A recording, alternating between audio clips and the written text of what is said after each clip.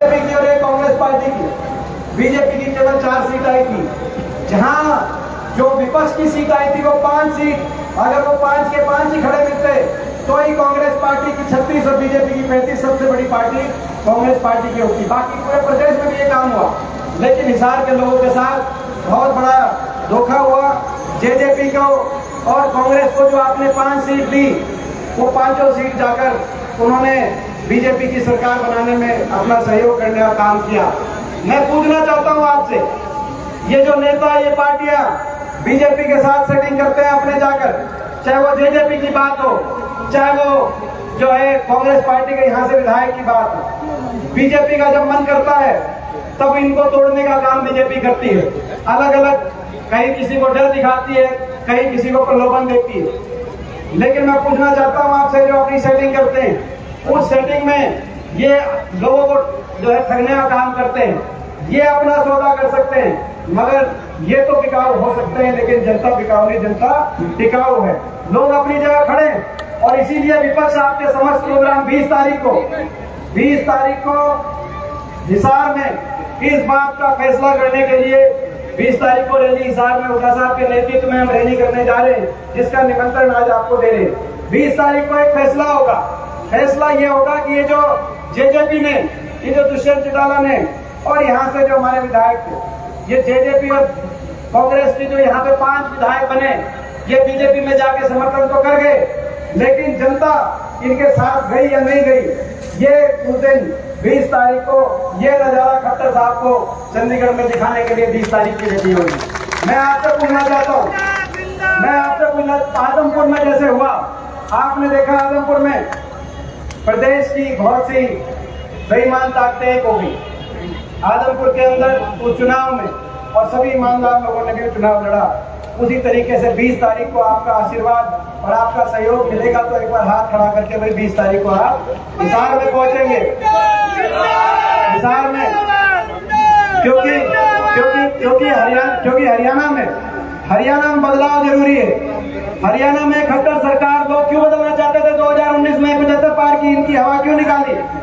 क्योंकि आज वो प्रदेश जो कभी विकास में नंबर 1 होता था, हरियाणा विकास दर में, कृषि उत्पादकता में, खिलाड़ियों के सम्मान में, ग्रामीण विकास में देश में सबसे आगे बुढ़ापा पेंशन में होता था। आज वो प्रदेश खट्टर सरकार के 9 साढ़े 9 साल के बाद बेरोजगारी में देश में नंबर 1 बना दिया इन्होंने। विकास की पटरी से उतार दिया उस हरियाणा प्रदेश को। आज अपराध की तरफ हरियाणा का नौजवान, कहीं नशे की तरफ हरियाणा का नौजवान, बेरोजगारी की गर्त में धकेलिया काम हुआ। आज किसान को सड़क पर बिठा दिया, 750 किसानों की जान की कुर्बानी ले ली। किसान आंदोलन की बात हो, महिला खिलाड़ियों के साथ जो अपमान हुआ, मैं समझता हूँ किसी देश की, दुनिया के किसी देश में अपनी महिलाओं के साथ और खिलाड़ियों के साथ ऐसा अपमान नहीं देखा जो दिल्ली की सड़कों पे हमारी महिला खिलाड़ियों को जिस तरीके से घसीट के उनको अपमानित करने का काम किया। ये इस सरकार के कारनामे 9.5 साल के बाद, और इसीलिए हरियाणा प्रदेश में बदलाव के लिए, परिवर्तन के लिए हम लड़ाई लड़ रहे हैं। मैं आपसे पूछना चाहता हूँ, इस लड़ाई में आपका साथ और सहयोग पूरा इस लड़ाई मिलेगा तो एक बार हाथ खड़ा करके आप बताओ, इस लड़ाई में आपका साथ और सहयोग। ये लड़ाई ठीक लड़ रहे हैं भाई, ठीक लड़ रहे हैं। आपका आशीर्वाद हो तो ये लड़ाई पूरी लड़े। आपका आशीर्वाद हो तो 30, देखो मैंने क्या कहा कि हिसार में 9 सीट है, 9 सीट में यही फैसला हो जाता, मगर यहाँ पे ठगी होगी हमारे साथ। आपका अगर आशीर्वाद हो तो 20 तारीख की जो रैली है उसमें आर पार की, भाई आपका आशीर्वाद हो तो पूरी छुट्टी बोल दे भाई 20 तारीख की रैली को।